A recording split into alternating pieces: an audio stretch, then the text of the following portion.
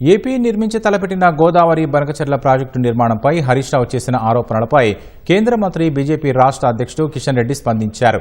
బనకచెర్ల ప్రాజెక్టుతో తెలంగాణకు నీటి చుక్క కూడా అన్యాయం జరగబోదని హామీ ఇచ్చారు. ఈ దిశగా ఇరు రాష్ట్రాలు ఎంతమేర నీటిని వాడుకోవాలో గతంలో నిర్ణయం జరిగిందంటున్న కేంద్ర మంత్రి కిషన్ రెడ్డితో మా ప్రతినిధి శ్రీపతి శ్రీనివాస్ ముఖాముఖి. తాజా రాజకీయాలపై మాట్లాడేందుకు మనతో పాటు కేంద్ర మంత్రి కిషన్ రెడ్డి ఉన్నారు. సార్, ముఖ్యంగా బనకచెర్ల ప్రాజెక్టు ద్వారా గోదావరి జలాలను శాశ్వతంగా తరలించేందుకు కుట్ర జరుగుతుంది. కేంద్ర మంత్రి కిషన్ రెడ్డికి దీనిపై బాధ్యత లేదా అని బీఆర్ఎస్ తీవ్ర ఆరోపణ చేస్తుంది. దీని మీద మీరేమంటారు? వాళ్ళకి జవాబు చెప్పాల్సిన అవసరం లేదు. మన రాష్ట్రానికి ఎంత నీరు రావాలో, ఆంధ్రప్రదేశ్కి ఎంత నీరు పోవాలో చాలా స్పష్టంగా మరి ఈ యొక్క నీటికి సంబంధించినటువంటి అంచనా వాటాలు ప్రభుత్వం గతంలోనే కేంద్ర ప్రభుత్వం కానీ మన రెండు రాష్ట్రాలు కలిసి చర్చించుకుని నిర్ణయించుకున్నాము. ఒక నీటి చుక్క కూడా తెలంగాణకు అన్యాయం జరగదనే విషయాన్ని నేను స్పష్టంగా మనవి చేస్తాను.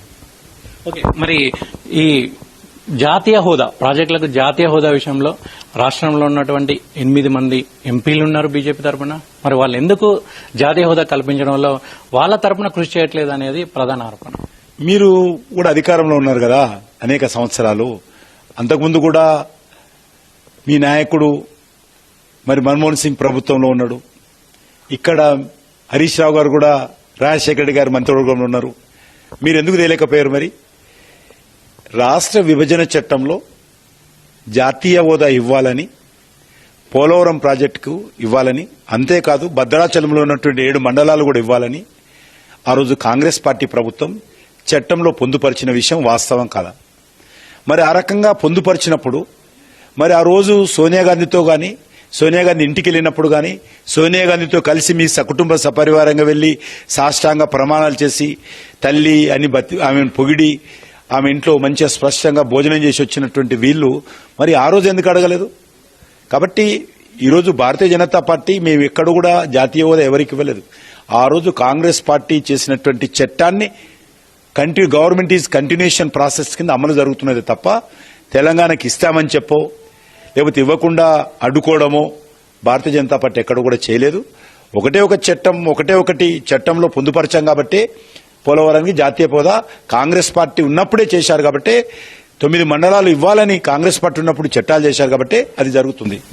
చివరిగా బీఆర్ఎస్ ఎమ్మెల్సీ కల్వకుంట్ల కవిత తన తండ్రి బీఆర్ఎస్ పార్టీ అధ్యక్షుడు కేసీఆర్ కు రాసిన లేఖతో బీఆర్ఎస్ బీజేపీ ఒక్కటే అనే ఆరోపణలు కాంగ్రెస్ నుంచి చేస్తున్నారు. దీని మీద మీరేమంటారు? బీఆర్ఎస్ కి అధ్యక్షుడు రాసిందా, డాడీకి రాసిందా? నాకు తెలిసిన డాడీ అని రాసింది. బీఆర్ఎస్ అధ్యక్షుడు రాయలేదు. కాబట్టి ఒక తల్లి కూతురు రాసుకున్నటువంటి అధికారం లేదా మీకు? ఇప్పుడు ఆమె బీఆర్ఎస్ అధ్యక్షుడు కేసీఆర్ గారి కంటే అర్థం చేసుకోవచ్చు. డాడీ అని రాసింది ఉత్తరం.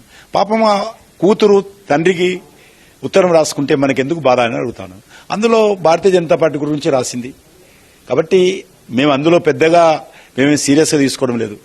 ఇది పెద్ద సంబంధించినటువంటి విషయం కాదు. ఇది రాజకీయ పార్టీలకు సంబంధించిన విషయం కూడా కాదు. ఇది పూర్తిగా కుటుంబ ఆస్తులకు సంబంధించినటువంటి తగాదాన్ని నేను భావిస్తా ఉన్నాను. ఈ ఆస్తులకు సంబంధించినటువంటి అనేక విషయాల్లో మనస్పర్ధలు వచ్చాయి కాబట్టి ఈ ఆస్తుల గురించి వాళ్ళు ఈ రకంగా రోడ్డుకి ఎక్కారని భావిస్తా ఉన్నాను. ఒకటి. రెండోది, భారతీయ జనతా పార్టీ గురించి విమర్శిస్తున్నారు. ఎందుకంటే ఈరోజు కాంగ్రెస్ పార్టీ మాట్లాడినా, బీఆర్ఎస్ పార్టీ మాట్లాడినా, లేకపోతే డాడీకి ఉత్తరం రాసిన బీజేపీ గురించి మాట్లాడకుండా ఉండే పరిస్థితి లేదు. ఎవరు మాట్లాడినా బీజేపీలో సెంటర్ పాయింట్ అయింది. ఎవరు మాట్లాడినా, ఏ స్టేట్మెంట్ ఇచ్చినా, ఆయన ఢిల్లీకి వెళ్లి మాట్లాడినా, ఈయన గల్లీ నుంచి మాట్లాడినా, ఆయన ఫామ్ హౌస్ నుంచి మాట్లాడినా, డాడీ ఉత్తరమైనా బీజేపీ గురించి మాట్లాడాల్సిందే. కాబట్టి బీజేపీ అనేది రాష్ట్రంలో తెలంగాణ ప్రజలు ఖచ్చితంగా అధికారంలో రావాలని కోరుకుంటున్నారు. ఈ 2 పార్టీల పాలన చూశారు. ఈ 2 పార్టీలు పోవాలని కోరుకుంటున్నారు. ఈ 2 పార్టీల అవినీతిని చూశారు. ఈ 2 పార్టీల యొక్క దోపిడీని చూశారు. ఈ 2 పార్టీలకు సంబంధించినటువంటి అసమర్థ పాలన చూశారు. తెలంగాణ ప్రజల కష్టాలను గాలి కొదిలేసి ఈరోజు దోచుకుంటున్నటువంటి విషయాన్ని చూశారు. కాబట్టి ఈ రాష్ట్రంలో నరేంద్ర మోడీ గారి నాయకత్వంలో పరిపాలన రావాలని కోరుకుంటున్నారు. ఎందుకంటే గత 11 సంవత్సరాలుగా నరేంద్ర మోడీ గారి నాయకత్వంలో ఏ రకంగా పరిపాలన జరుగుతోంది. అద్భుతమైనటువంటి పరిపాలన, నీతి నిజాయితీతో సమర్థవంతంగా నీతివంతంగా మంచి పరిపాలన ఈరోజు మోడీ గారు చేస్తున్నారు. బీజేపీ గెలిచినటువంటి రాష్ట్రాల్లో 4వసారి గెలుస్తున్నాం మేము, అది అనేక రాష్ట్రాల్లో. కారణము ఒక మంచి పరిపాలన, డబుల్ ఇంజిన్ సర్కార్ వచ్చింది. ఈరోజు తెలంగాణలో ఉన్నటువంటి సమస్యలు పరిష్కారం కావాలి అంటే ఒక్క భారతీయ జనతా పార్టీ మాత్రమే ఈ సమస్యలు పరిష్కారం చేస్తుంది. లేకపోతే ఈరోజు ఆర్థిక సంక్షోభం ఏర్పడింది తెలంగాణలో, జీతాలు ఇవ్వలేనటువంటి పరిస్థితి వస్తుంది, ప్రాజెక్టులు అమలు చేయలేనటువంటి పరిస్థితి వస్తుంది, సంక్షేమ కార్యక్రమాలు అమలు చేయలేనటువంటి పరిస్థితి తెలంగాణలో కూడా వస్తుంది. కాబట్టి ఇప్పుడు ఉన్నటువంటి పరిస్థితుల్లో భారతీయ జనతా పార్టీ రావాలని తెలంగాణ ప్రజలు కోరుకుంటున్నారు. కాబట్టి ఆ సంకేతము గత పార్లమెంట్ ఎన్నికలప్పుడే ఇచ్చారు. కాబట్టి ఈ రెండు పార్టీల నాయకులకు ఈరోజు భారతీయ జనతా పార్టీ గురించి మాట్లాడుతూ ఉన్నారు. ఈ రెండు పార్టీల కాళ్ల కింద భూమి కదిలిపోతుంది కాబట్టి భారతీయ జనతా పార్టీ గురించి మాట్లాడుతున్నారు. Thank you. ఇది అటు బీఆర్ఎస్ కావచ్చు, ఇటు కాంగ్రెస్ కావచ్చు, ఏ పార్టీలైనా బీజేపీ అనే పార్టీ లేకుండా మాట్లాడలేని పరిస్థితి వచ్చింది. రెండు పార్టీల కాళ్ల కింద భూమి కదులుతుంది కాబట్టే వాళ్ళు బీజేపీ మంత్రాన్ని జపిస్తున్నారని కేంద్ర మంత్రి కిషన్ రెడ్డి అంటున్నారు. కెమెరామెన్ ప్రేమ్తో శ్రీనివాస్, ఈటీవీ న్యూస్, హైదరాబాద్.